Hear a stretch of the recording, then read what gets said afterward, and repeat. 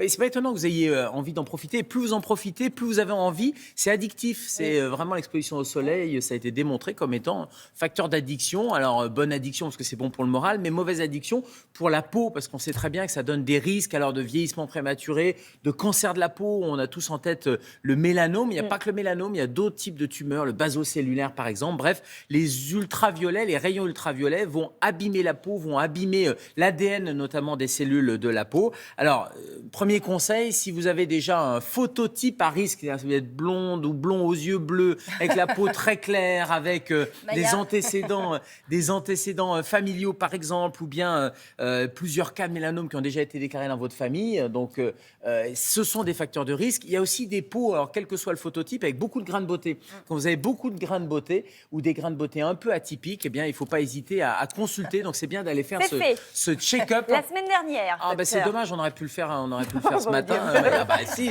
C'était pédagogique, mais il faut aller voir le ou la dermato. Si vous en trouvez un, on sait les difficultés pour aller consulter des dermatologues. Mais après, vous pouvez aller voir votre médecin traitant. Et il y a des systèmes à distance qui permettent d'avoir des télé-expertises avec des dermatologues. En tout cas, c'est d'avoir un avis médical quand on a des facteurs de risque. Ça, c'est extrêmement important, par exemple, en début de saison. Et on peut faire un auto-examen aussi ? Alors oui, et l'un n'empêche pas l'autre. C'est-à-dire que vous pouvez avoir les visites médicales et puis entre les visites médicales, faire un auto-examen. Alors comment on fait concrètement ? Alors on se met dans une pièce bien éclairée, il faut se mettre nu. Alors évidemment, on ne va pas le faire à Télématin ce matin, mais vous vous mettez nu face à un grand miroir. Ça avec impatience.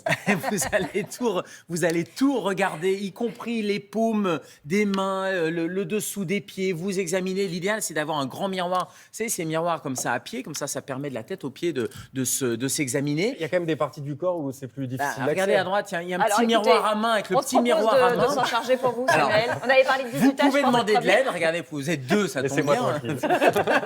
Vous pouvez demander de l'aide ou sinon vous pouvez vous auto-examiner comme petit miroir à main pour regarder derrière les oreilles, regarder les zones qui sont difficiles. Les cheveux.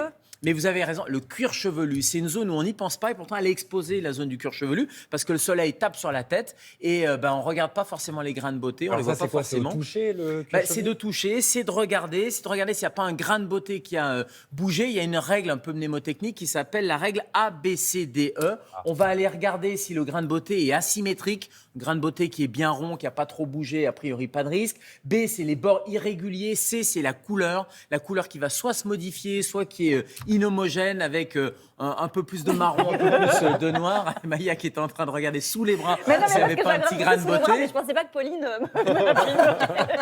D, c'est le diamètre de plus de 6 mm, c'est-à-dire que là aussi, s'il y a un diamètre, un grain de beauté qui augmente. Et le E, justement, c'est l'évolution. Tout ce qui bouge, tout ce qui évolue en termes de taille, de couleur, de bord, bref, ça se modifie. Là, il faut poser la question. Il ne faut pas s'affoler, mais il faut poser la question à un professionnel. Et puis, de manière générale, tout ce qui est lésion cutanée, tout ce qui guérit pas, tout ce qui est, ça fait quelques semaines, vous dire tiens, c'est bizarre, c'est une petite croûte et ça ne guérit pas. Il faut le montrer à un médecin, tout simplement, pour être assuré.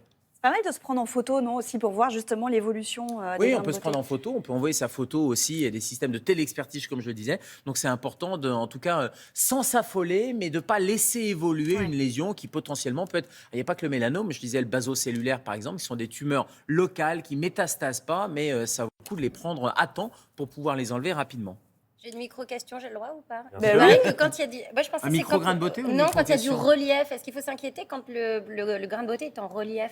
Il ne faut pas plus s'inquiéter. En revanche, s'il n'était pas en relief et qu'il devient en relief, c'est-à-dire c'est l'évolution, ça, c'est quelque chose qui doit attirer votre attention. Pour résumer, quelques mots de prévention, docteur? Classique, on évite de s'exposer pendant les heures les plus chaudes, d'entre 12 et 16 heures. On recherche l'ombre le plus possible. On se couvre avec des vêtements, c'est encore le meilleur moyen. On met de la crème solaire et regardez cette photo impressionnante. La crème solaire, on pense souvent le visage, on pense souvent les zones découvertes, mais il y a une zone à laquelle on ne pense pas, c'est le cou. Et il y a une grand-mère qui s'était photographiée. Regardez, elle s'est bien protégé le visage quand on regarde à gauche, mais le cou n'est pas protégé. Oui. Ça montre quand même l'efficacité de la crème solaire protectrice. C'est jamais un écran total, mais on pense bien à protéger toutes les zones découvertes exposées au soleil. Évidemment, pas de cabine pour préparer, etc. Les cabines UV, ça ne prépare en rien la peau au bronzage. C'est la base. Tout le monde le sait.